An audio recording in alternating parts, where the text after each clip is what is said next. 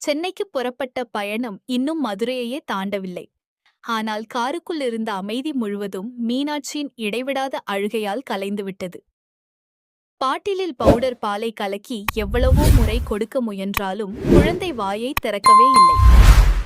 அழுது அழுது முகம் சிவந்து மூச்சே திணறுவது போல இருந்ததை பார்த்த சேதுவின் மனம் பதறியது. இப்படி தொடர்ந்து அழுதுட்டே இருந்தா உடம்புக்கு ஏதாவது ஆகிடுமோ என்ற கவலை அவனை முழுவதுமாக ஆட்கொண்டது. அப்போது மலர் அமைதியாக, மாமா, இந்த குழந்தை பிறந்த நாளிலிருந்து தாய்ப்பால் தான் குடிச்சு வளர்ந்தது. இப்போ திடீர்னு பவுடர் பால் குடிக்க சொன்னா எப்படி ஏத்துக்கோ? பாவம், அதனாலதான் இவ்வளவு அழ்றா. வேணும்னா நீங்க மீனாட்சியை எங்க வீட்டுல விட்டுட்டு போங்க. நானும் கருப்பண்ணனும் நல்லா பாத்துக்கிறோம். நீங்க வேலை முடிச்சிட்டு அமைதியா திரும்பி வாங்க என்று சொன்னாள். மலரின் வார்த்தைகள் அனைவருக்கும் சரியாகவே தோன்றினாலும் சேதுவின் மனம் மட்டும் அதை ஏற்க மறுத்தது. இந்த 2 நாட்களாவது மகளுடன் இருக்க வேண்டும் என்ற ஆசை அவனை விடாமல் பிடித்துக் கொண்டிருந்தது. சேது இன்னும் யோசித்துக் கொண்டே இருந்தபோது கருப்பண்ணன் சிரித்தபடி, மாப்பிள்ள, ஒரு நல்ல வழி இருக்கு. நீ சென்னைக்கும் போயிட்டு வந்த மாதிரியும் இருக்கும், மீனாட்சியும் அழாம இருக்கும். தமிழ் செல்வியையும் நம்ம கூட கூட்டிட்டு போயிடலாம். அவருக்கா மீனாட்சிக்கு தாய்ப்பாலும் கிடைக்கும். அதே நேரம் அழகரும் அம்மாவோட இருப்பான். 2 குழந்தைகளும் சந்தோஷமா இருக்கும். உனக்கும் கவலை இருக்காது என்று தனது யோசனையைச் சொன்னார். அந்த யோசனை அனைவருக்கும் சரியாகத் தோன்றியது. ஆனால் அந்த ஒரு நொடியில் ஐஸ்வர்யாவின் முகம் மட்டும் மாறிப்போனது. நம்ம போறது வேலை விஷயமா? இதுல எதுக்கு தமிழ் செல்வியையும் கூட்டணும்? குழந்தை கொஞ்ச நேரம் அழுதா சமாதானப்படுத்தலாம். அதுக்காக அவளை இவ்வளவு தூரம் கூட்டிட்டு போறது தேவையில்லையே என்று அவள் கடுமையாக எதிர்த்தாள். அவளுடைய வார்த்தைகளில் வெளிப்பட்டது குழந்தை மீதான அக்கறை அல்ல, மனதுக்குள்ளிருந்த பொறாமை என்பதை அங்கிருந்தவர்கள் உணர்ந்தாலும் யாரும் அதை வெளிப்படையாக சொல்லவில்லை. சேது ஒரு முறை இன்னும் முயற்சி பண்ணலாம் என்று சொல்லி மீண்டும் குழந்தைக்கு பாலை கொடுக்க முயன்றார். ஆனால் மீனாட்சி முன்பை விட அதிகமாகவே அழ ஆரம்பித்தாள். அந்த சத்தம் எல்லோருடைய மனதையும் கலங்க வைத்தது. நண்பர்களே, உங்களுக்கும் தமிழ் செல்வி மற்றும் சேதுபதியை பிடிக்கும் என்றால் இப்போதே இந்த வீடியோவிற்கு ஒரு லைக் செய்து சேனலை கண்டிப்பாக சப்ஸ்கிரைப் செய்யுங்கள்.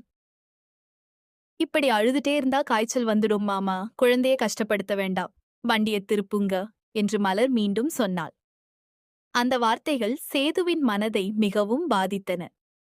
மீனாட்சியை விட்டு செல்லவும் முடியவில்லை, வேலையை விட்டுவிடவும் முடியவில்லை.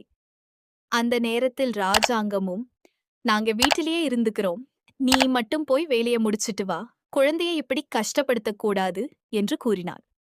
ஆனால் சேது நீண்ட நேரம் அமைதியாக இருந்த பிறகு திடீரென, வண்டியை தமிழ் செல்வி வீட்டுக்கு திருப்புங்க என்று முடிவு செய்தான். அந்த ஒரு வார்த்தை ஐஸ்வர்யாவுக்கு மின்னல் அடித்தது போலிருந்தது. அவளுடனே, மாமா, ஏன் இப்படி பண்றீங்க என்று கேட்டாள். அதுக்கு சேது மிகவும் அமைதியாக, எனக்கு மீனாட்சியும் முக்கியம், சென்னையில இருக்கும் வேலையும் முக்கியம். 2 விஷயத்தையும் நான் தவிர்க்க முடியாது. தமிழ் வந்தா குழந்தை நிம்மதியாயிருக்கும்.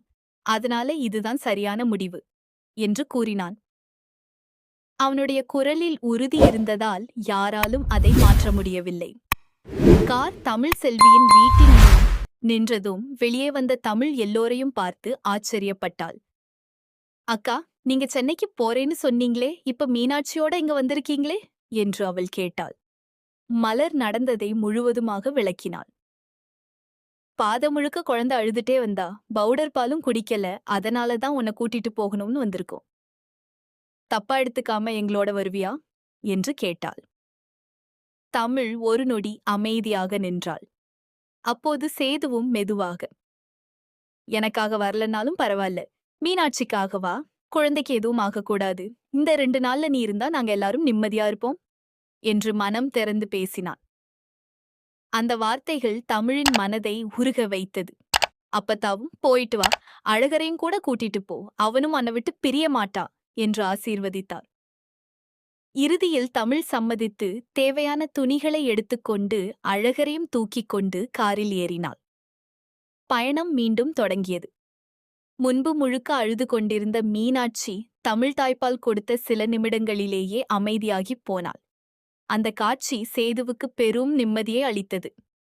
அழகருக்கும் மீனாட்சிக்கும் மாறி மாறி பால் கொடுத்து இருவரையும் கவனித்துக் கொண்டே தமிழ் பயணம் செய்தாள். இதையெல்லாம் பார்த்த ஐஸ்வர்யாவின் மனதில் பொறாமை மெதுவாக பெரிதாக ஆரம்பித்தது. சேதுவும் தமிழும் அருகருகே அமர்ந்திருந்தது அவளால் சகித்துக் கொள்ள முடியவில்லை. நான் அவனோட மனைவி, ஆனா நான் பின்னாடி உட்கார்ந்திருக்கேன், அவங்க இருவரும் பக்கத்துல இருக்காங்க என்ற எண்ணம் அவளை கொதிக்க வைத்தது. ஆனால் குழந்தைகளின் நலனுக்காக அமைதியாக இருக்க வேண்டிய கட்டாயம் இருந்ததால் ஒன்றும் பேச முடியவில்லை. இரவு நேரம் ஆக ஆக 2 குழந்தைகளையும் கவனித்துக் கொண்டிருந்த தமிழ் மிகவும் சோர்வடைந்தாள். தெரியாமலே தூங்கிவிட்டாள். தூக்கத்தில் அவள் சேதுவின் தோள் மீது சாய்ந்து விட்டாள்.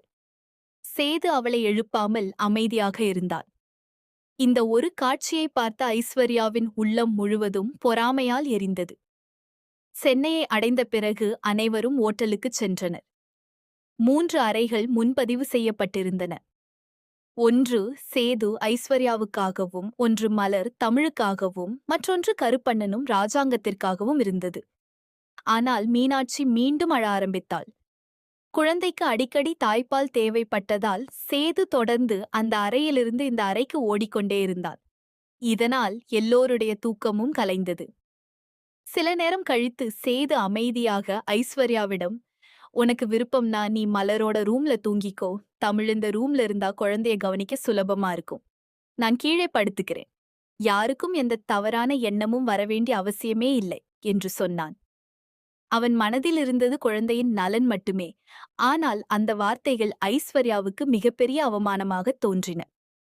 நண்பர்களே, உங்களுக்கும் தமிழ் செல்வி மற்றும் சேதுபதியை பிடிக்கும் என்றால் இப்போதே இந்த வீடியோவிற்கு ஒரு லைக் செய்து சேனலை கண்டிப்பாக சப்ஸ்கிரைப் செய்யுங்கள். நான் உங்க மனைவி மாமா, நீங்க தாலி கட்டின பொண்ணு நான் தான். என்னை விட்டுட்டு இன்னொரு பெண்ணை உங்க ரூம்ல தங்க சொல்லுறீங்களா என்று ஐஸ்வர்யா கண்ணீர் கலந்த கோபத்தில் பேச ஆரம்பித்தாள். சேது பலமுறை, இது குழந்தைகளுக்காக மட்டும்தான், வேற எந்த எண்ணமும் இல்ல என்று விளக்க முயன்றான். ஆனால் அவள் கேட்கவே இல்லை. எப்போ பார்த்தாலும் குழந்தைகளுக்காகன்னு சொல்லி எல்லாத்தையும் நியாயப்படுத்துறீங்க. நேத்து வீடியோ கால், இன்னைக்கு சென்னைக்கு வர்றது, இப்போ ஒரே ரூம்ல தங்கணும்னு சொல்றது. இதையெல்லாம் எந்த மனைவியாலும் சாதாரணமா எடுத்துக்க முடியாது என்று மனதிலிருந்த எல்லா வேதனையையும் வெளிப்படுத்தினாள். சேது அமைதியாக இருந்தாலும் அவன் முகத்தில் குழப்பம் தெரிந்தது. ஒரு பக்கம் மகளின் நலம், இன்னொரு பக்கம் மனைவியின் மனவேதனை, இரண்டுக்கும் நடுவில் அவன் சிக்கிக் கொண்டிருந்தான். அந்த இரவு முழுவதும் ஓட்டல் அறைகளில் யாருக்கும் சரியான தூக்கம் வரவில்லை. குழந்தைகள் அமைதியாக